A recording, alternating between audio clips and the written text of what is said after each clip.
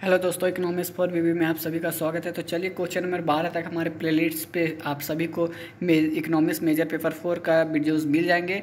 और अगर आपको उतना भी खोजने में दिक्कत हो रहा है तो हमारे डिस्क्रिप्शन लिंक में आपको पूरे इकोनॉमिक्स मेजर पेपर 4 का प्लेलिस्ट मिल जाएगा और मेजर 5 का भी प्लेलिस्ट जल्द ही अपलोड होने वाला है। तो चलिए दोस्तों, आज सेमेस्टर 3 का FYG GP का जितने भी एग्ज़ाम अभी 24 तारीख को होने वाले हैं, 25 तारीख को, तो उनको लेकर हम अभी इंपॉर्टेंट क्वेश्चन करा रहे हैं। तो क्वेश्चन नंबर 13 आज हमारा है और ये 13 क्वेश्चन बहुत ही महत्वपूर्ण है आप सभी के लिए। ठीक है दोस्तों, तो चलिए सबसे पहले क्वेश्चन नंबर 13 को देखते हैं। डील करते हुए हम पूरी तरह से समझेंगे और इतना सटीक लिखना कि आप सभी को समझ में आ जाए दोस्तों। तो चलिए प्रश्न 13 में क्या है, सामान्य स्वामित्व संसाधन क्या है। तो कॉमन प्रॉपर्टी रिसोर्स मतलब सभी के लिए समान स्वामित्व संसाधन क्या है सभी के लिए। ठीक है ना दोस्तों, यही आप सभी को बताना है। आप भी यूज कर सके, आपके बगल वाले भी, मतलब पूरे विश्व भारत में अगर रह रहे हैं तो पूरे भारत के लिए कौन सा ऐसा संसाधन है कि सबके लिए बराबर हक है। यही कहने का तात्पर्य यही है अर्थ क्वेश्चन को। इस तरह भी इसको घुमाकर भी लिखता है, सामान्य संसाधन का वर्णन करें या समान स्वामित्व संसाधन का विवेचना करें, इस तरह भी लिख सकता है। तो आपको सीधा जो हम आपको बताएंगे वही आंसर लिखना है। चलिए आखिर आंसर क्या कहता है। समान स्वामित्व संसाधन सब समाज की आवश्यकताएं की पूर्ति, कार्य सिद्ध अथवा लाभ प्रदान करने की क्षमता प्रदान करने वाले संसाधन होते हैं। इन संसाधनों पर समान के सभी व्यक्तियों का स्वामित्व होता है अतः इनका उपयोग सभी व्यक्ति करते हैं। इनके लाभ से किसी व्यक्ति को वंचित नहीं किया जा सकता है। अर्थ समझ रहे हैं, अर्थात इनकी उपलब्धता के संबंध में भेदभाव नहीं बरता जाता है, मतलब कोई भेद नहीं देखा जाता है। सौर ऊर्जा, जैसे कि इसकी सबसे बड़ी एग्जाम्पल अगर हम उदाहरण लें तो सौर ऊर्जा सभी के लिए, कोई इसका अगर उपयोग करे तो दूसरे के लिए हानि नहीं है, दूसरे के लिए लाभदायक नहीं है, सबके लिए समान है। पवन ऊर्जा जल संसाधन के प्रति अथवा वन, चारागाह व भूमि आदि संसाधन का प्रयोग स्वसाधारण द्वारा बिना किसी प्रतिबंध के किसी न किसी रूप में किया जा सकता है। ये सारे संसाधन में किसी को रोकथाम नहीं किया जाता, यही सामान्य स्वामित्व संसाधन होते हैं। इन संसाधन का उपयोग समाज के सभी व्यक्तियों द्वारा किया जा सकता है तथा इनका संबंध में अपवर्जन सिद्धांत लागू नहीं होता, एक्सप्लोशन प्रिंसिपल लागू नहीं होता। ये संसाधन सभी व्यक्तियों को समान रूप से उपलब्ध होते हैं। ठीक है दोस्तों, ये हमारा सामान्य स्वामित्व संसाधन का उदाहरण, मतलब क्या था, परिभाषा है। और भी इसका आगे देखेंगे।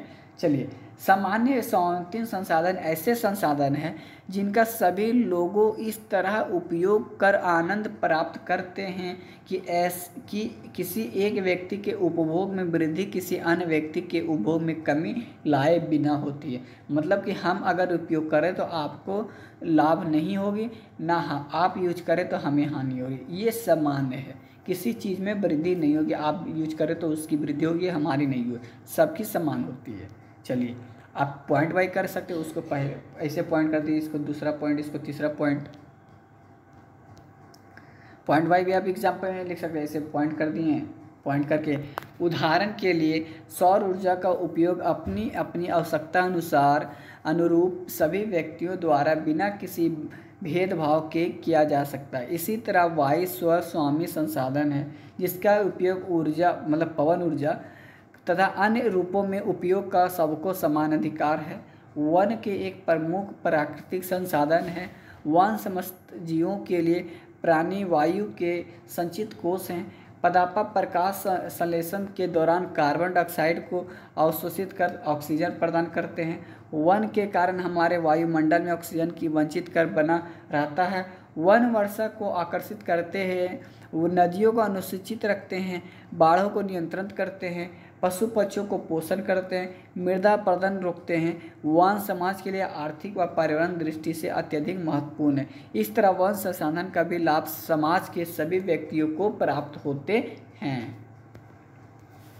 चलिए, फिर यहाँ एक पॉइंट लिख सकते हैं, फिर इसको एक पॉइंट कीजिए, ऐसे कर दीजिए। इस तरह जल प्राकृतिक पदार्थ एक सामान्य संसाधन है, कॉमन प्रॉपर्टीज है।